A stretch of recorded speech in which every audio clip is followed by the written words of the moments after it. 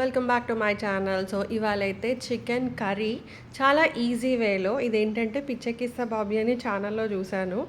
And చాలా బాగా నచ్చింది అనమాట. ఫస్ట్ అయితే చికెన్ని ఉప్పు, కారం, అల్లం వెల్లుల్లి, నిమ్మకాయ, ఆయిల్, పసుపు, అల్లం వెల్లుల్లి ఇవన్నిటితోటైతే మ్యారినేట్ అయితే ఒక 1 అవర్ అయితే చేశాను. ఫస్ట్ ఏదైనా చికెన్ మ్యారినేట్ చేసేస్తే ఏంటంటే ప్రాసెస్ చాలా ఈజీగా అయిపోతుంది అనమాట.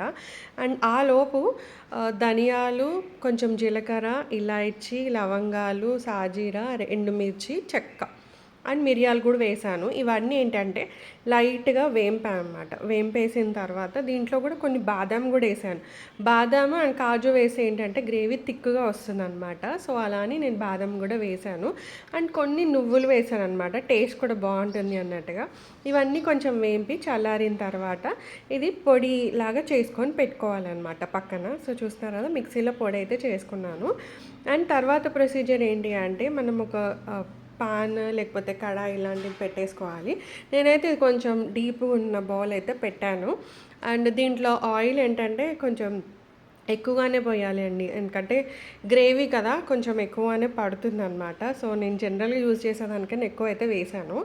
అండ్ దాంట్లో కొంచెం పచ్చిమిర్చి అండ్ తర్వాత ఆనియన్స్ ఒకటి పెద్దది కట్ చేసేసాను అనమాట. గ్రేవీ కొంచెం ఎక్కువ కావాలి అన్నప్పుడు ఇది కొంచెం ఆనియన్ ఎక్కువ ఉంటే టేస్ట్ చాలా బాగా వస్తుంది అనమాట. అలా అని అండ్ దాంట్లోకి కొంచెం పసుపు అండ్ అల్లం వెల్లుల్లి కూడా వేసేసి ఇది కొంచెం దగ్గర అండ్ అలాగే ఆనియన్స్ బ్రౌన్ అయ్యేంత వరకు కొంచెం వేయించాలి. తర్వాత మ్యారినేట్ చేసిన చికెన్ ఉంటుంది కదా, సో అదైతే మనం దీంట్లో వేసేసుకోవాలి. వేసుకున్న తర్వాత ఏంటంటే ఒక 2 మినిట్స్ పాటు కొంచెం హై మీద పెట్టుకోవాలి. సో దట్ ఏంటంటే చికెన్లో ఉన్న వాటర్ ఏమన్నా ఉంటే అవి ఊజ్ అవుట్ అయిపోతాయి అనమాట. ఆ తర్వాత ఇలా అయిపోతుంది అనమాట, అంటే ఆయిల్ బయటకు వస్తుంది.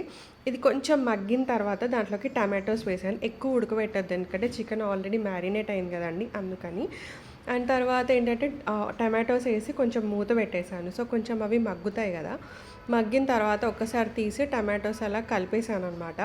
ఏంటంటే మనకి కొంచెం గ్రేవీ కావాలి కాబట్టి టమాటోస్ ఏంటంటే మ్యాషప్ చేసేస్తే తర్వాత మనం వాటర్ ఏమైనా ఉంటే యాడ్ చేసుకోవచ్చు. తర్వాత దీంట్లోకి మనం గ్రైండ్ చేసిన పౌడర్ ఉంది కదండి, సో అదైతే వేసేసుకొని కొంచెం అంతా బాగా కలిపేసిన తర్వాత దీంట్లో కరివేపాకు కూడా వేసుకోవాలి. కరివేపాకు వేసుకుంటే ఏంటంటే టేస్ట్ చాలా సూపర్గా వస్తుంది అనమాట. తర్వాత పౌడర్ వేసేసి కొంచెం వాటర్ అయితే యాడ్ చేశాను. వాటర్ యాడ్ చేసిన తర్వాత కన్సిస్టెన్సీ ఇలా ఉందన్నమాట. ఇన్ కేస్ ఇంకొంచెం ఎక్కువ గ్రేవీ కావాలంటే మీరు వేసుకోవచ్చు. ఈ టైంలో ఉప్పు, కారం ఒకసారి చూసుకోండి. ఒకవేళ తక్కువ ఏమైనా ఉంటే మీరు యాడ్ చేసేసుకోవచ్చు. అండ్ తర్వాత దానిపై నుంచి కొత్తిమీర గార్నిష్ చేసేసాను. టేస్ట్ అయితే సూపర్ అంటే సూపర్గా వచ్చిందండి. అండ్ దీన్ని మనం రైస్, రోటీ, బగారన్నం దేంట్లో కన్నా తినొచ్చు అనమాట. So that's the recipe vlog. Thanks for watching. Take care of you. By.